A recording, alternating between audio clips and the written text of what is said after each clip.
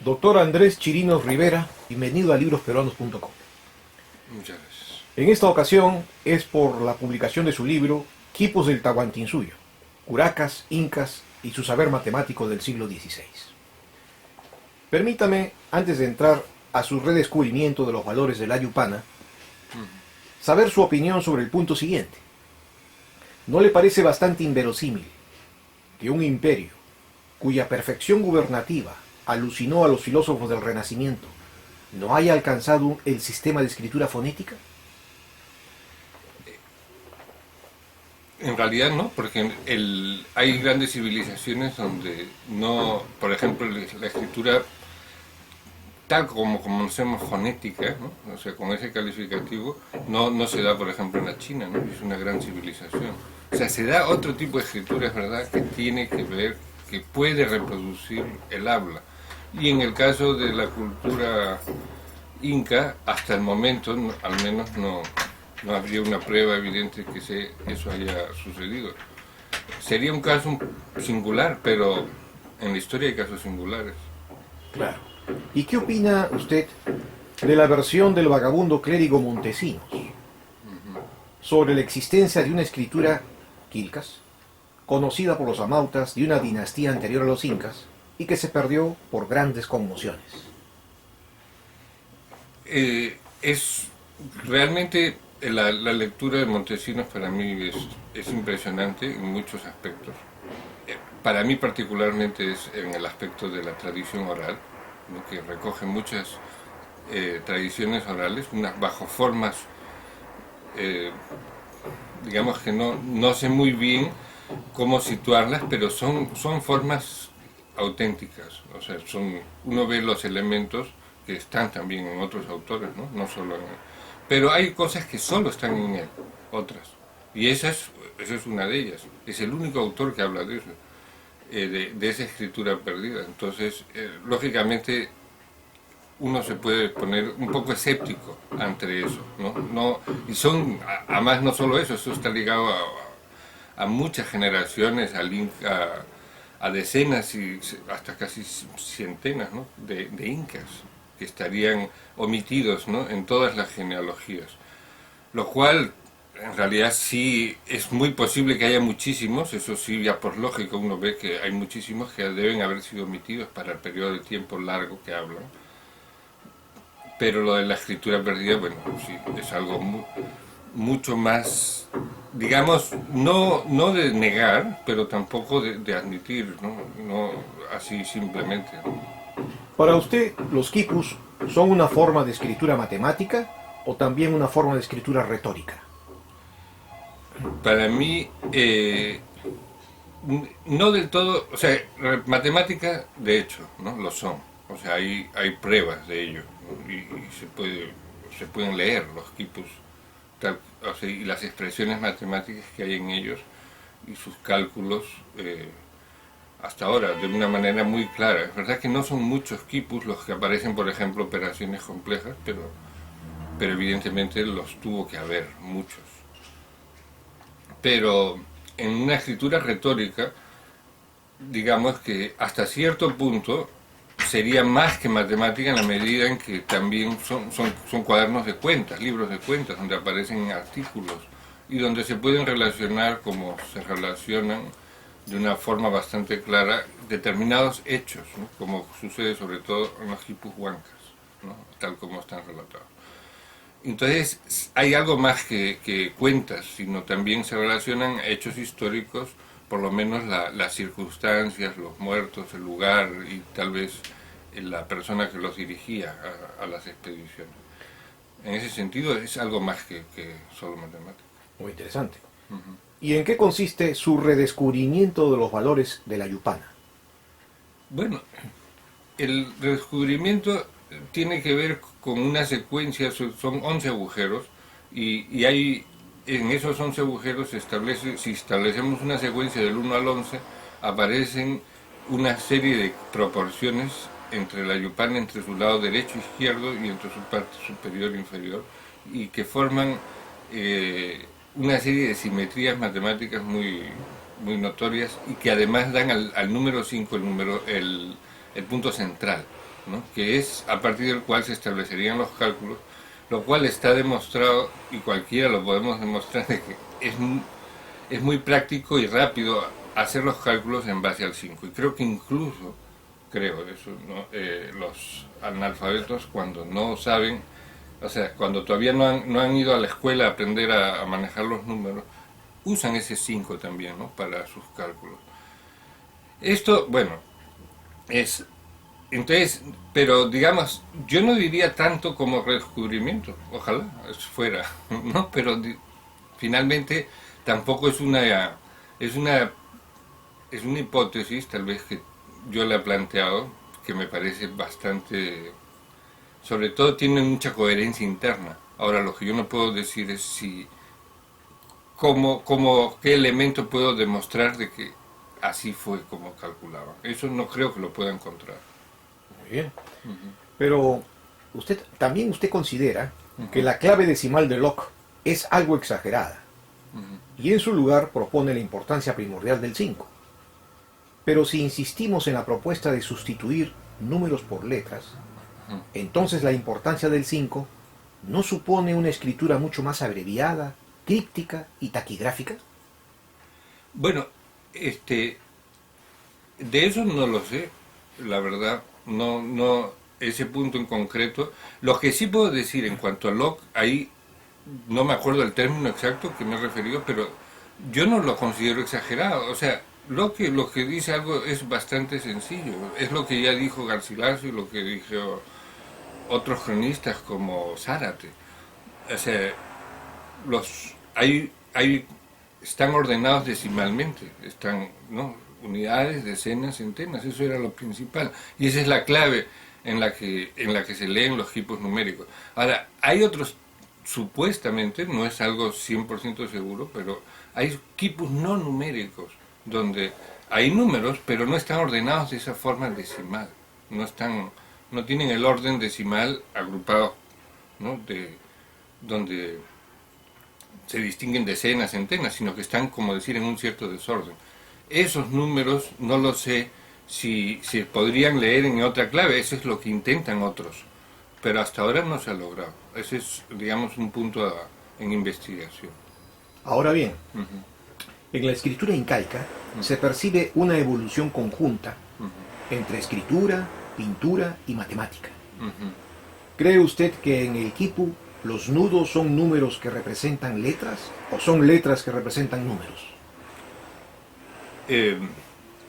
Bueno, letras probablemente en ningún caso, tal como las entendemos, ¿no? O sea, hay los sistemas de escritura de letras es una evolución, ¿no? La de los fenicios. Ha habido la china, la sumeria, la maya y muchas otras. Si llega a ser el caso, que es posible, yo también lo considero bastante posible, que por lo menos desentrañemos lo que en los quipus, como lo que he mencionado, que hay nombres, eso me parece bastante probable, ¿no? Nombres de personas que dirigen, nombres de lugares, porque registran nombres de personas y lugares, ¿no? Cuando los interpretan, eso está, digamos, atestiguado en documentos coloniales, que lo hacían así. Bueno, esos nombres se podrían escribir en claves, como decir, logográficas, como digamos, algo parecido a lo que hacen los chinos, o algo silábico, pero no letras, ¿no? Pero sí signos, o sea, números, ¿no? En este caso, que podrían ser interpretados como sonidos. También usted habla de los valores de la yupana, como más allá de lo científico y que hay que sentirlo. ¿A qué se refiere con esto? Bueno, ahí hay una mezcla hay cosas que hay que sentirlas, ¿no? En cuanto, por ejemplo, cuando uno escucha hablar el quechua, si lo sabe, bueno, pues lo siente, ¿no? Siente lo que está escuchando y siente de qué origen, o sea, hace toda una asociación, ¿no? Que uno, o sea, asocia con toda su experiencia, ¿no? De lo que es haber vivido, compartido con personas que hablan quechua. Y bueno, todo eso se siente. Es algo difícil de decir, bueno, ¿dónde está el conocimiento científico ahí? Yo creo que a eso en parte me refería, a cuando he sentido, cuando veía esas proporciones, como que sientes el gran conocimiento que hubo y el gran desprecio además, ¿no? O sea, eso es algo que se siente, ¿no? Cuando nosotros vivimos, compartimos, yo no soy nacido en los Andes, pero he tenido mucha vivencia y he compartido muchas cosas ahí. ¿Se refiere usted el gran desprecio hacia los vencidos? Claro, hacia la cultura de los vencidos. ¿Cuáles son los conceptos matemáticos que han persistido en las culturas indígenas? Bueno, eso es, como usted ha dicho, en el arte, en la pintura, se ve, ¿no? Las proporciones en sus diseños, ¿no? La concepción matemática de simetría pervive en la expresión artística actual, ¿no? Incluso los tejidos complejos que requieren retener muchas secuencias numéricas, ¿no? Que hacen que las mujeres tengan que tener una gran memoria y retención de secuencias numéricas, en parte tiene que ver también con eso. Pero sí, por supuesto, están los números, en el aymara es incluso, ¿no?, más notorio, ¿no? En la misma lengua, ¿no?, que permanece la forma de decir, por ejemplo, 7 y 8, ¿no?, que son 5 y 2 y 5 y 3, ¿no?, en aymara. Muy bien. Y dígame, ¿un resultado decimal podía tener consecuencias importantes en la noción de equilibrio o simetría que he señalado en el libro como muy importante en la cultura indígena? Un resultado decimal. Un resultado decimal. Claro, es que ahí lo que es algo, una singularidad, ¿no?, que sí me parece que en parte he ayudado a redescubrir, ¿no?, me parece en parte en ese libro, y es la precisión matemática era tan importante para establecer el equilibrio político, y esa era una de las claves y uno de los secretos, me parece, de los incas, ¿no? O sea, la exactitud del cálculo hacía posible tener un imperio tan grande, tan extendido, donde había naciones tan diversas, porque había la idea y la realidad, como se expresa en los documentos, de que esas divisiones y particiones que hacían para las grandes obras, como construir, ¿no?, el Cusco, Machu Picchu, o muchas otras obras, o las guerras, o las empresas, las grandes obras de construcción de andenes, eran hechas en base a una repartición exacta, a una repartición donde cada uno ponía lo que respondía a su proporción, a su número de habitantes. Ahora bien, en matemáticas se suelen clasificar los números en lo siguiente: naturales, enteros y fraccionarios, racionales e irracionales, reales e imaginarios, y los números complejos. ¿Qué clase de números conocieron los incas?